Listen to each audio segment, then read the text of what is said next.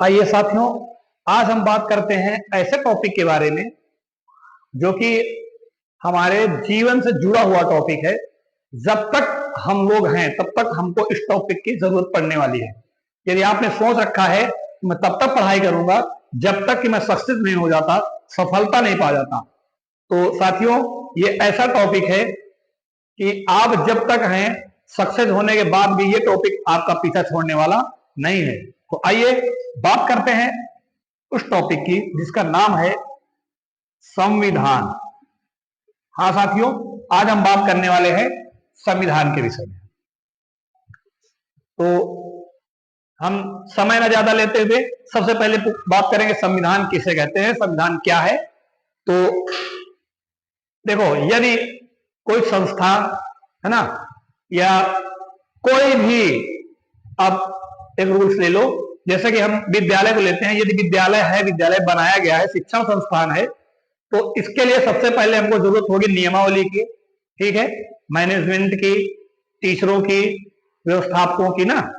तो इसी तरह जब ये था कि हमारा देश अब आजाद होने वाला है, हमको अपने खुद के संविधान की जरूरत पड़ेगी।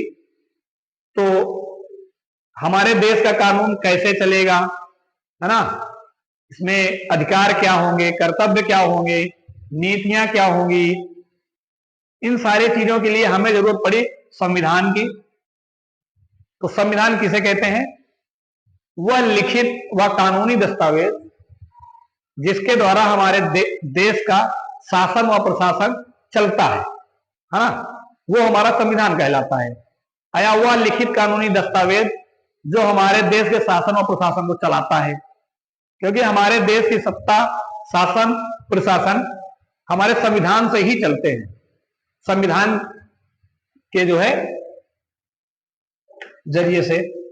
तो अगर पूछता है कि संविधान किसे कहते हैं या संविधान क्या है, संविधान से आप क्या समझते हैं, तो हमारा जवाब होगा कि वह लिखित व कानूनी दस्तावेज जिसके द्वारा हमारे देश का शासन प्रशासन चलता है, संविधान कहलाता है। अब हम बात करते हैं, ये इंपॉर्टेंट होने वाला है, संविधान का गठन। संविधान का गठन जो, संविधान सभा का गठन जो हुआ था, उसको सभा डाल दीजिए, ज्यादा इजी रहेगा। संविधान सभा, जो सभा थी हमारी, संविधान सभा का गठन।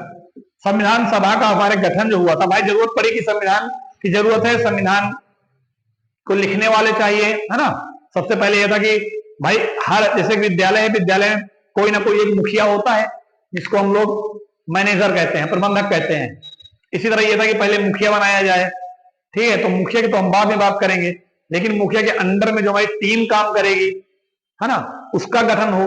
तो जो संविधान सभा का गठन हुआ था वो 6 दिसंबर 1946 को हुआ था। और संविधान सभा की प्रथम बैठक, संविधान सभा का गठन हुआ हमारे 6 दिसंबर 1946 को। और किसके तहत हुआ था? तो कैबिनेट मिशन के तहत। कैबिनेट मिशन, कैबिनेट मिशन के तहत हमारे संविधान सभा का गठन हुआ 6 दिसंबर 1946 को। और इसके बाद फिर संविधान सभा की हमारी जो प्रथम बैठक थी वो 11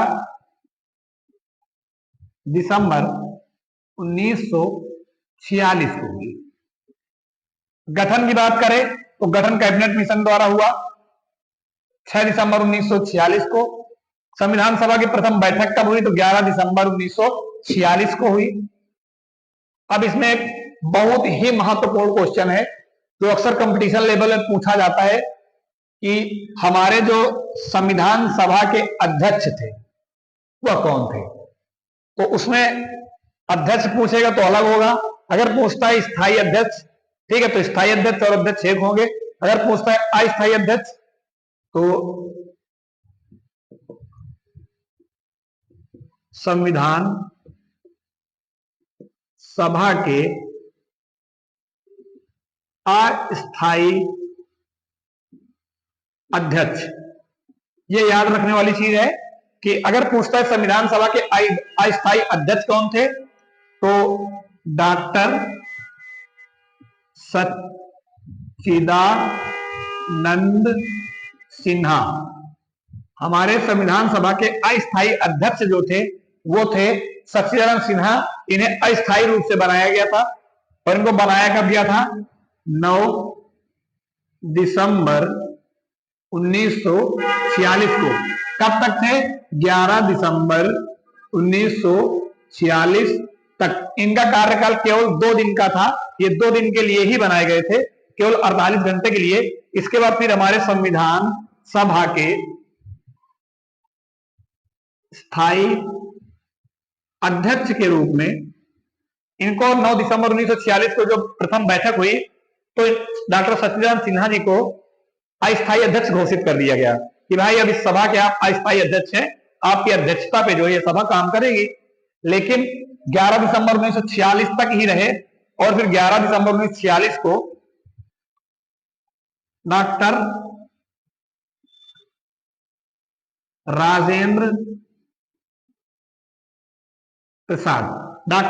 प्रसाद जी को 11 दिसंबर 1946 को स्थायी अध्यक्ष के रूप में नियुक्त कर दिया गया। अध्यक्षता की थी हमारे डॉक्टर राजेंद्र प्रसाद ने। ठीक है, संविधान सभा का गठन हुआ, फिर बैठक हुई, संविधान बनने का कार्य शुरू होने के लिए हमने डॉक्टर सच्चिदानंद सिन्हा को अस्थायी अध्यक्ष नियुक्त किया। इसके बाद फिर स्थायी अध्यक्ष हमने डॉक्टर राजेंद्र प्रसाद को 11 दिसंबर 1946 को नियुक्त किया। अब महत्वपूर्ण बात आती है कि संविधान सभा के सदस्यों की संख्या क्या थी। भाई जो सभा है, सभा में एक व्यक्ति तो होता नहीं है, तो सभा जो थी उसमें संख्या क्या थी? हमारे सदस्यों की थी तो 389 सदस्य थे जो हमारी सभा गठित हुई थी। और इसके बाद फिर बात आती है कि संविधान बनने में समय क्या लगा। तो संविधान बनकर तैयार हुआ 2 वर्ष 11 माह 18 दिन में। 2 वर्ष 11 माह 18 दिन का वर्ष का समय लगा हमारे संविधान को बनकर तैयार होने में। अगर इतना समय लगा है तो इसके खर्च की बात कर लेते हैं साथ में। तो संविधान बनने में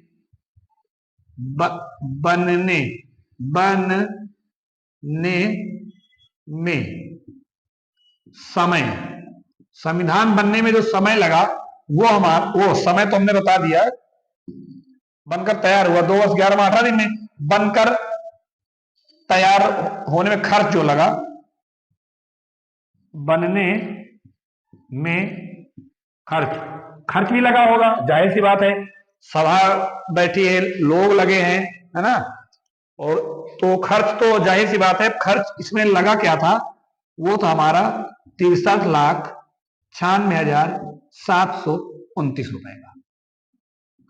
ये टोटल खर्च आया था संविधान बनके तैयार होने में। तो संविधान में सदस्यों की संख्या 389, समय 2 वर्ष 11 माह 18 दिन, खर्च 63,96,729 रुपए।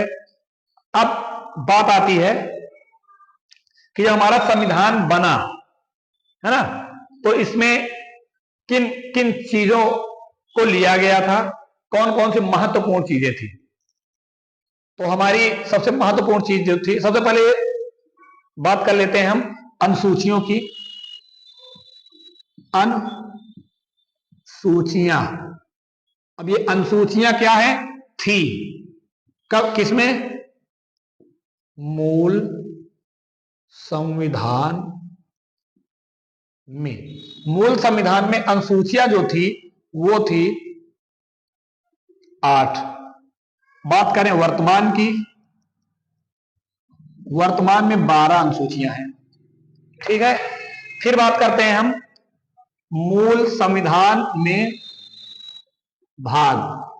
तो मूल संविधान में जो हमारे भाग थे 22 भाग। वर्तमान की बात करें तो 25 हैं। 25 है। मूल संविधान में अनुसूचियां हमारी जो थी 8 अनुसूचियां थी, भाग थे 22, और मूल संविधान में अनुच्छेद, ये बड़ा इंपॉर्टेंट क्वेश्चन है, अनुच्छेद तो 395 थे, और वर्तमान की बात करें, वर्तमान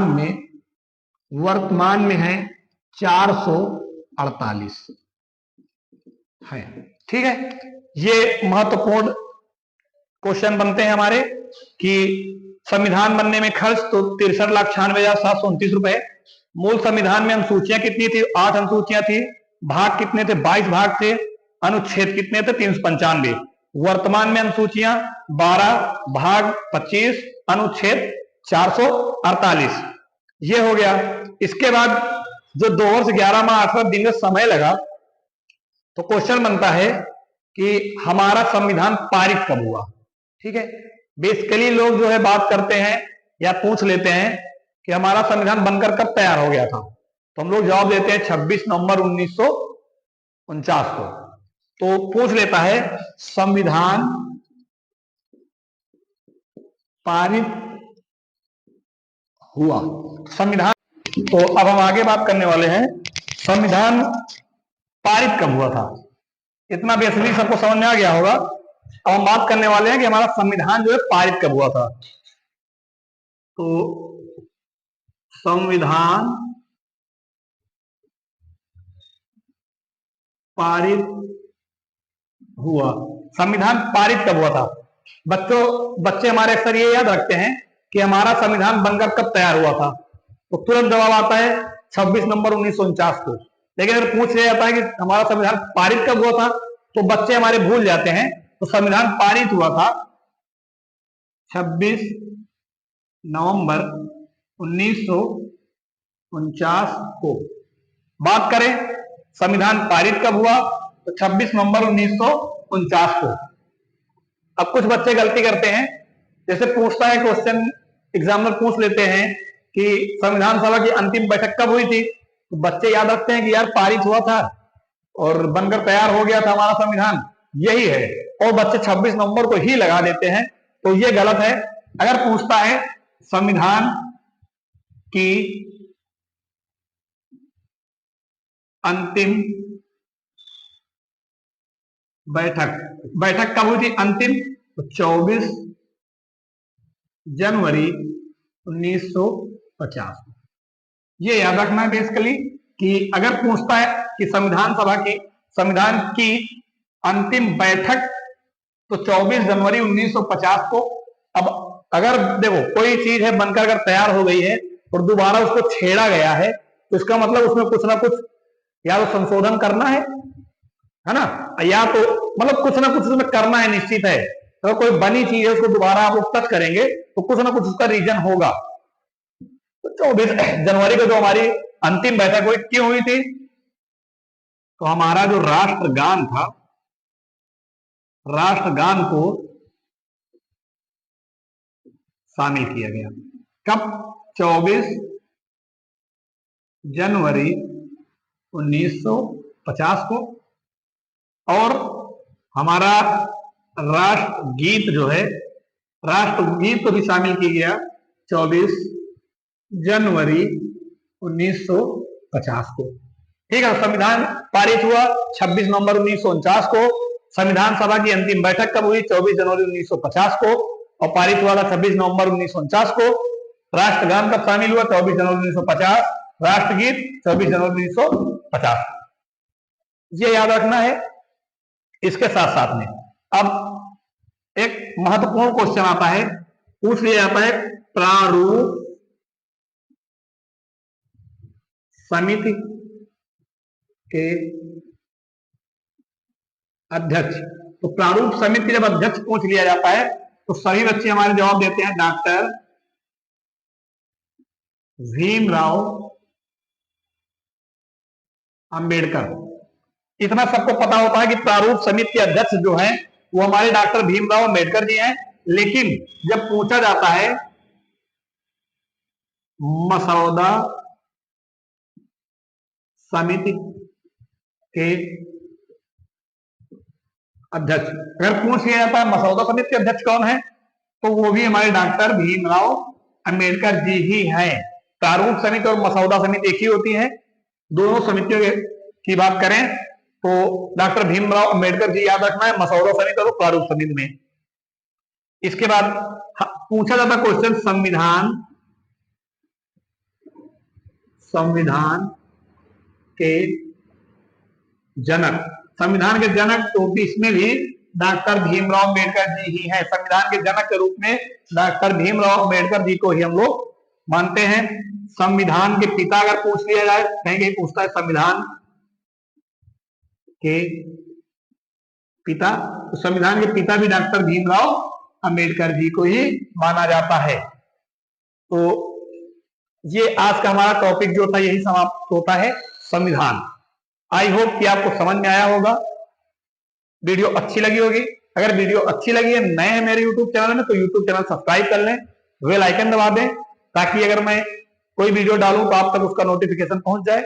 और मैं डेली आता रहता हूं इसी तरह की नई नई वीडियो लेकर। तो आज के लिए इतना ही, मिलते हैं कल नई वीडियो में।